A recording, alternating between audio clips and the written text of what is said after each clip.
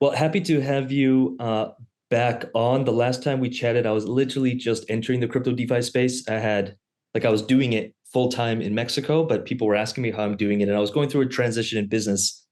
We just chatted for a few minutes, and you have a lot of experience in business. You built a company, you sold it. I think you're looked up to as someone who understands business. And what I wanted to make today's conversation about was really the business of crypto, the business of DeFi, the opportunities that I think are abundant.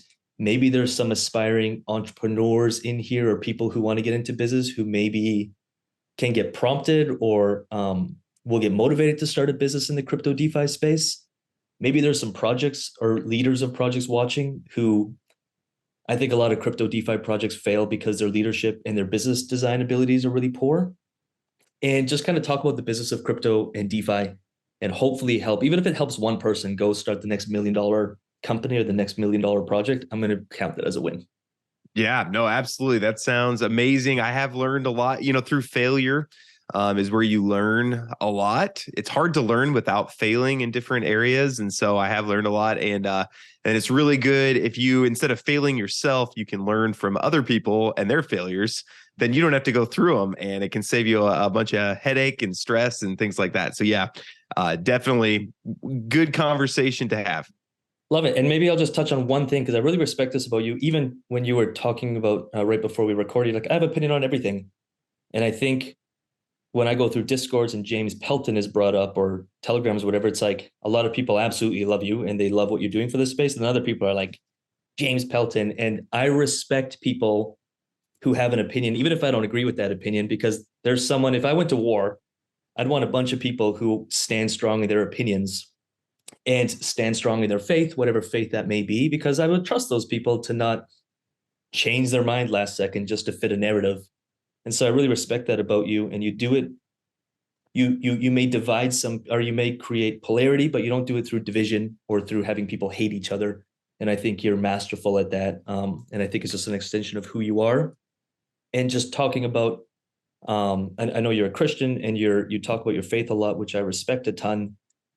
I really trust and love people who have a deep faith and stand for it because I think there's a lot of stoic principles and there's an element of there's more to this life than just this.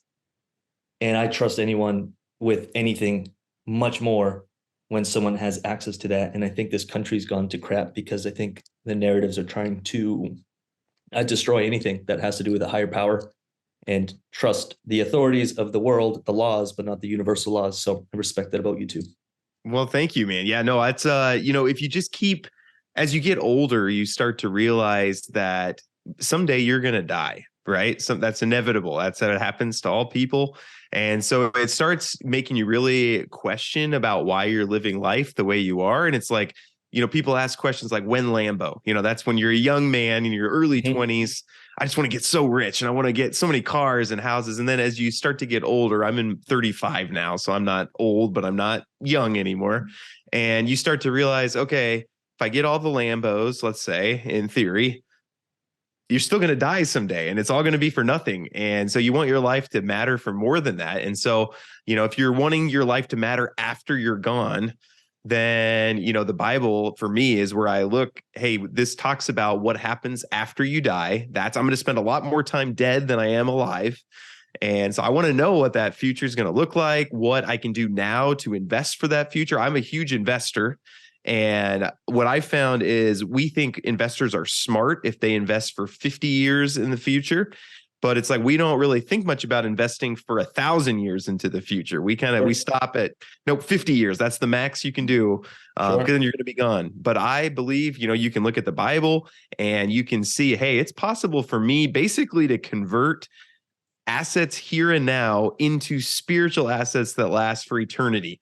And so to me, that's like the best investment that you can possibly make. And so yeah, that's something that's big in my life. And then I've tried to figure out the best way to get that across to people. Because, if you don't believe in God, you don't believe in Jesus, you don't believe in the Bible, then you're not going to hold those same principles. And so that's part of what I'm trying to do is get across, hey, it's great that we're making money and it's great that we have businesses and all this. But if you're not thinking about how this is going to affect you in 10,000 years, I think you're not thinking far out enough. You're not investing for far enough time horizon out. So yeah, something I'm really passionate about, and I try to talk about it on my channel as much as I can. But Yeah, you do a good job. yeah. Yeah, I think crypto, I mean, I think entrepreneurship and just I'm a huge capitalist. I love money, but I don't love money more than my peace of mind, my sleep at night.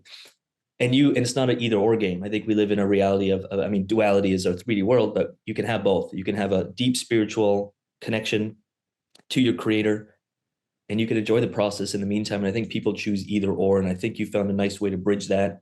You're a capitalist, clearly, and you love entrepreneurship, and you also love God, Jesus, the Bible. And I think you don't choose either or. And I think you're leading the way for people to say, maybe I can make some money and have a really enjoyable life and help a lot of people and be spiritually sound all at the same time. Yeah, and also something that's really stuck with me and has struck me is Jesus says it makes you happier to give than Right. to receive. And so I tested that for the first part of my life. I was like, yeah, does it really though? And I tested, and I can confirm in my life, when I was just making money for my stuff, that was pretty fleeting. Like, it lasted for a little while. I built my dream house, and it made me pretty happy for a few weeks. And then you're kind of like, oh, what's the next thing? And then it's like, oh, I need to go get a bigger house. I need to go get a yacht. I need to go get a vacation home. Doesn't end. And what I found is, when you use your money, there's a lot of people who need money. And if you use your money to help other people, there's a joy there that is lasting. And so I try to make pretty much as much money as I can. I found God's gifted me in making money in ways where other people he hasn't. And so I want to make as much money as I can to try and help out. I focus mainly on single moms, elderly, orphans, people who just need a lot of help. And sometimes what they need is financial help. And so, I want to just be there for them. And I think the connection between DeFi, because I'm motivated by, I had immigrant parents and we lived in a trailer park and all that. And I found entrepreneurship as a way to prove myself to the world at first. And that was my drive. And eventually I proved to the world and no one cared. I realized, and I was like, okay, what's next? But anyways, some people are gifted with an ability to solve problems and make money and sell and market. But then I love capitalism, and I think it's the best system we found, but there's big issues with our monetary system or money system. And I hate to say it, but there's a large sections of the population that live in survival on a daily basis. And I do see the blockchain and DeFi as an attempt. It hasn't done it yet, but as an attempt for a better, more equal future where people can get a piece of where the money's at, whether you invest $1 or $10 million, they're all getting the same return, and it equals the playing field from accredited investors and all that. So it's no wonder to me why you have found yourself in crypto DeFi, because that probably fulfills the mission, whether you're aware of it or not, for sure. Yeah, no, absolutely. That's one of the things I like most about crypto is, again, I come from more of a venture capital background, and every single there was these crazy venture capital deals that would come through. Like 25% collateralized debt. And I'm like, wow, this is crazy. Why does not everybody do this? Right. But nope, it's got to be a credit investor. You need a net worth of $1 million and minimum's 50K to get in. And I'm like, well, there's no one I know in my personal life who has $1 million net worth and has 50K sitting around ready to go into something like this. Totally. And so everybody else is stuck.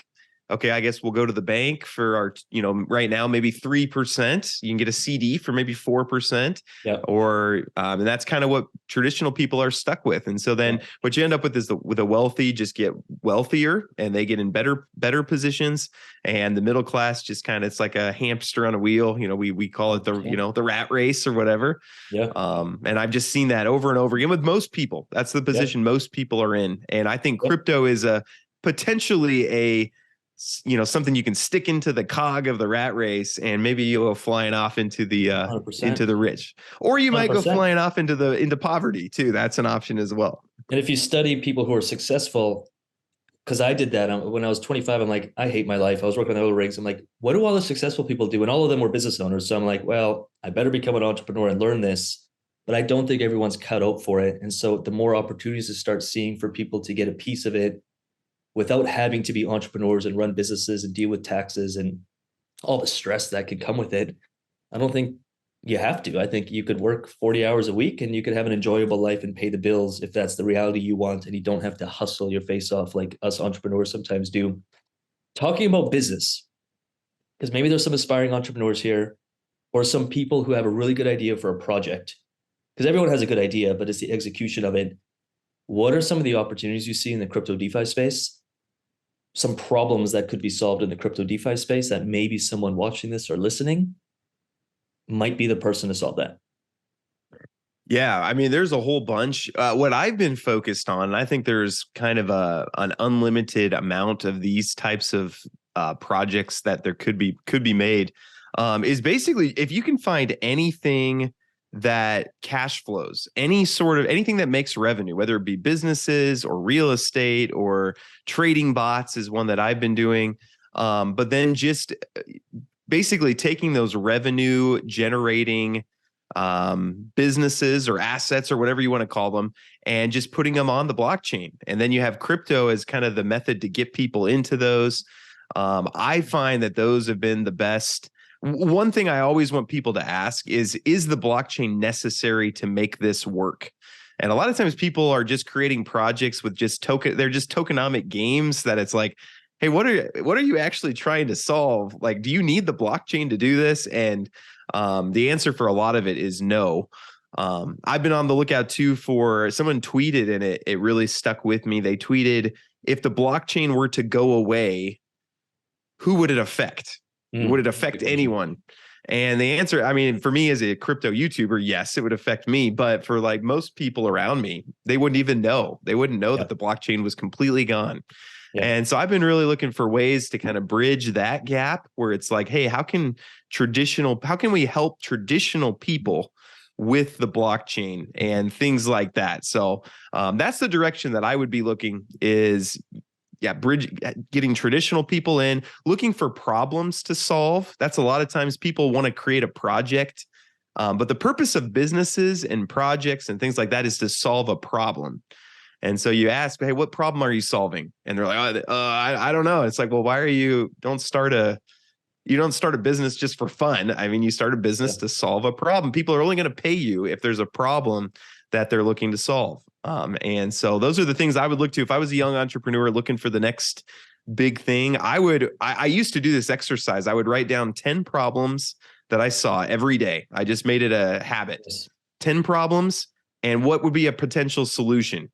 And I would just do that every day. And some of them, when you're doing 10 a day, you start to reach sometimes, but I would look around and be like, you know what, this light is not quite the right color that I want it to be. And then it's like, okay, what would be a solution to that? And it gets you just thinking entrepreneurially. And then the goal then is when you see big problems, you're able to quickly, I've got a business idea for that. And that's kind of been what I've done. And I think it's beneficial for people too. I agree. So someone's sitting here, I don't care how old you are, 17, 30, you're 60, you're 85, you're 40, and you're like, I know I have an idea. What typically happens next is, okay, we got the idea, and then we start thinking the how, and we're like, I have no idea how I do it, so I guess I won't do it. And then a year later, someone else did it, and you're like, that could have been me. So someone's sitting here, and they know they're onto something, or they have a really good idea, they know it's a problem they can solve, but they have no money, which most of us start with very little resources, and we think money is the only resource we need. How could they get resourceful to potentially raise the money or start the idea or build an MVP or a minimum viable product or just test it in the market or get their first little piece of revenue? Any ideas from someone who's probably done that a few times? Yes. Yeah, absolutely. And I love, a couple of things I'll say. First thing is if you have an idea for a business that you are passionate about, you think, hey, this could really work. What I would always do is I always start with, okay, what's the end goal? Like where would you want this to be ideally? If you knew you couldn't fail, you knew you had access to all the resources, where would this end? And maybe it's, I want $100 million and, 20,000 customers. And then I always start working backwards from there. Okay. So, well, before you did that, what would you need? Well, I would need this. And before that, I'd need a website. Before that, I would need an email address. And what you can do is if you back yourself out from that end goal, you can kind of get a checklist of like, hey, here's the steps I'm going to need to take to get here.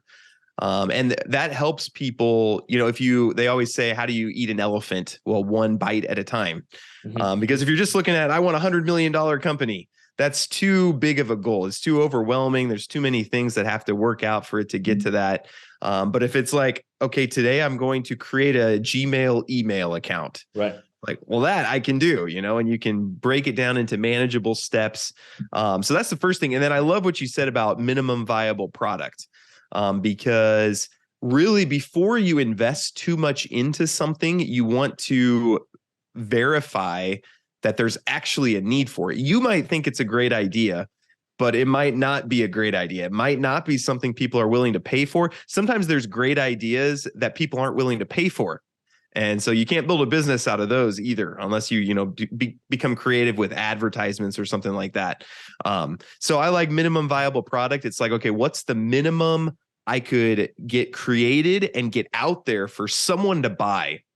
It's not going to be the fully, finished product or anything like that. But what's like the minimum where I could just put it out there, people could put it in a little money, and I could just verify that, hey, this is a real need. There's people other than me and other than my mom and dad that are willing to pay, $10 for this or whatever it is that you're thinking.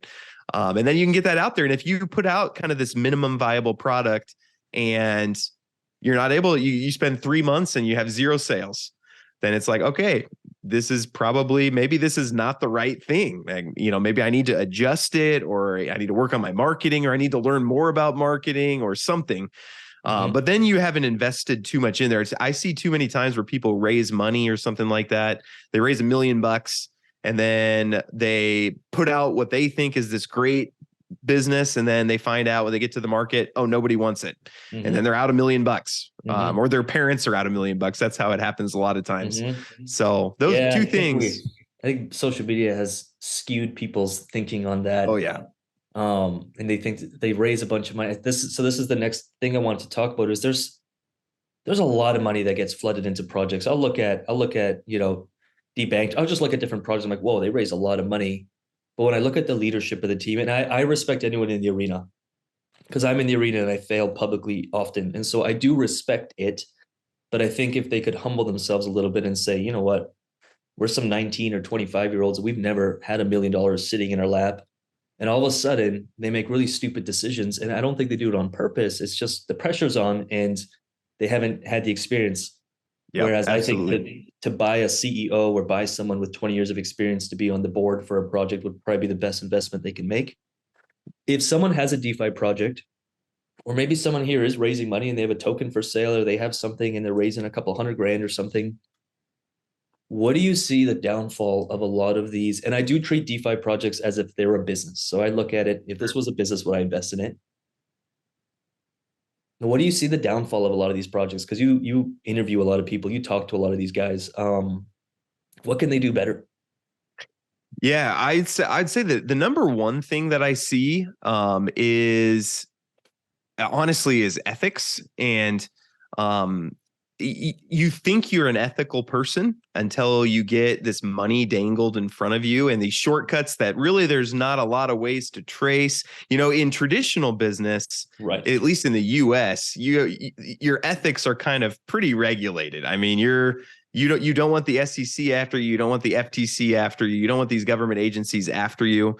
Whereas in crypto, we even have project founders, that don't show their face or anything like that. So then you're starting to dangle some money in front of them without really many consequences of taking these shortcuts to get this money. And sometimes it's not outright stealing, but it's, I'll take, we're going to add in a maintenance fee to our project that wasn't there before. That's, going to be 2% or something like that. And that's just, it's these ways people find to make money that are kind of unethical. And I've seen that a lot of people, even if they think, no, I'm an ethical person, I'm going to start a project, that's never going to happen to me. Once you get into some pressure situations and you start to see that money, you start to see, oh, there wouldn't be that many consequences behind me just doing this, taking this little bit here, that integrity. I've seen a lot of projects fall apart just because of that, because it starts with just small, I'm just going to compromise my integrity a little bit here. And then, okay, now it's a week later and okay, now I'm going to do this. And eventually we get to the point where Okay, I've accidentally stolen 8 figures of money and I have the police after me. And Oh, we're seeing this with some projects right now. I think good intentioned yeah. people that just made some integrity decisions that they shouldn't have, and then you get yourself in a real bind. So what I've learned is you be as honest and transparent as you possibly can. So if I make a mistake, if I lose money in something, I try to be the first person to come on and be like, hey, I lost this money. Here's what I'm intending to do about it. And I found that. So that's probably the number one thing I've seen that's caused projects to fall apart. Is just lack of ethics and not even unethical people when they get in, but money can really mess people up. And large sums of money can really mess people up over time. I was thinking about this last week because I'm like, why is everyone around me of some faith? And I grew up Catholic, and I got my own story through that. And I'm like, why? And I'm like, because people left to their own devices without any kind of rule book to follow, they'll compromise on their morals and their ethics at some point. We're humans, but if they have some law or some guidebook to follow that's grounded in some fundamental truth, treat others as you want to treat yourself and all that, and they believe in something greater, then the chances of them, and we all make mistakes, and we've all done that, but the chances of it, they'll feel bad about it and they'll think about it and they'll try to improve for the next time. And typically I won't do business with someone. This is quite the statement. I've gotten slack for it before, but I won't do business with someone who doesn't have some form of faith, because they have no rule book, and they could be good people until the pressure comes. And so it totally makes sense as to why we have laws and regulations in business, and DeFi is void of that. And without some kind of rule book, power corrupts, and we see that in politics, which is why we only have life cycles for even politicians, because we know that at some deep fundamental level that power at some point corrupts, even if you're a good person. Yep, absolutely. I think that's absolutely true. And for a lot of people, the solution is regulation coming into crypto.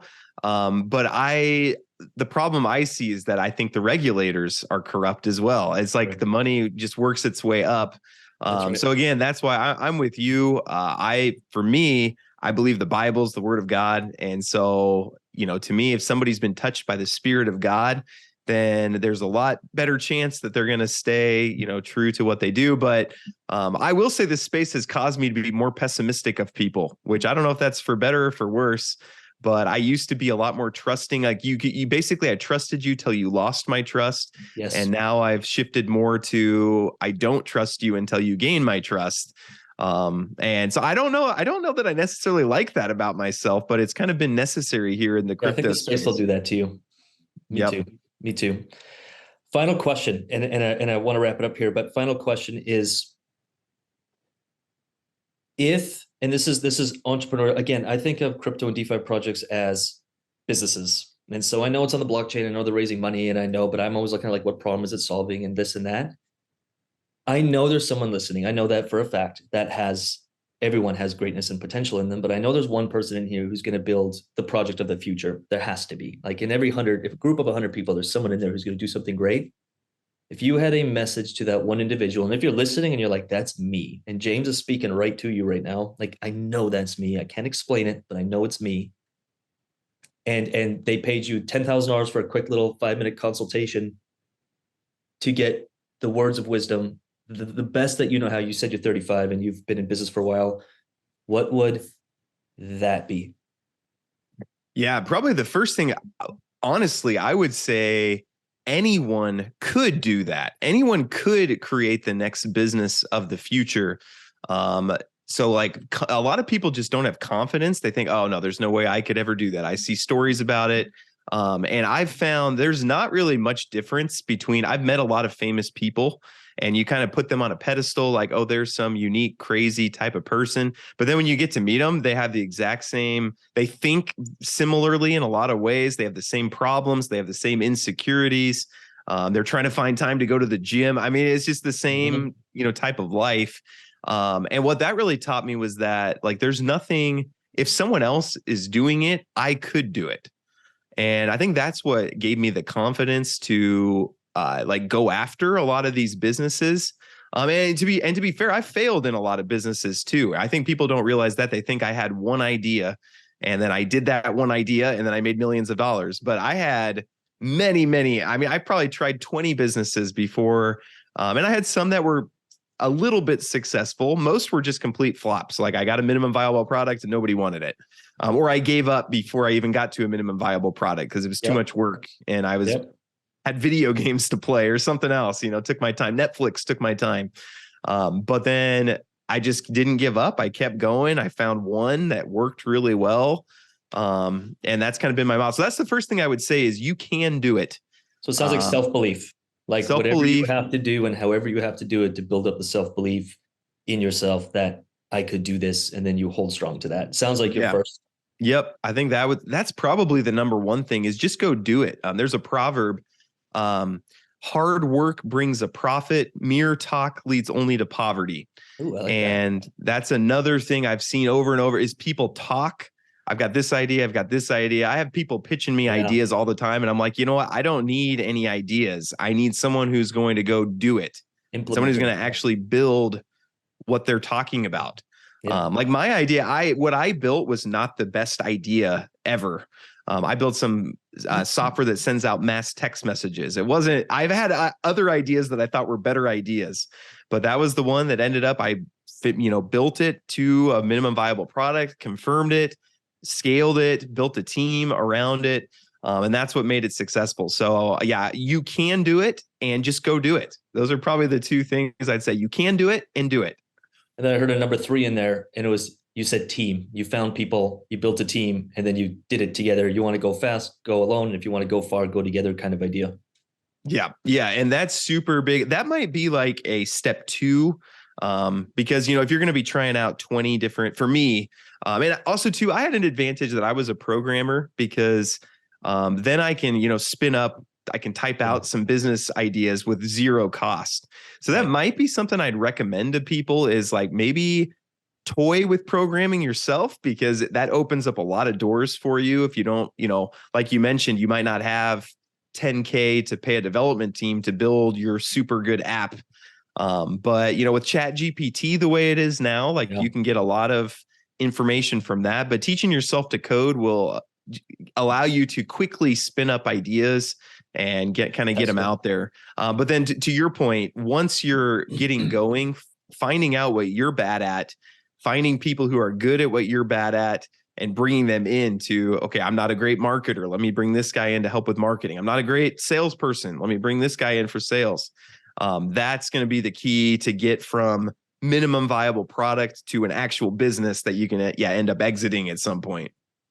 I love it. I think this is all really, really solid. And if someone is listening and you, Eric, the hip hop preacher, he was one of the first guys that I listened to when I was building up my self-belief. He's, I don't know if you know who he is, but he's this wicked dude with a ton of energy. And he's a motivational speaker, and I needed it at the time. And he's all about self-belief. So I just found people that maybe I couldn't pay to hang out with these guys because they charge so much, but the internet has made all these people. So James Pelton's available, watch his stuff. So if you're listening or watching and something landed for you, if you're like, that's what he had. He's like, I'm the one. No, that's Wes Brown. Les Brown. He has that talk of like, I'm the one. I'm the one. If you're the one, just confirm it, claim it, post it, and let's go get it.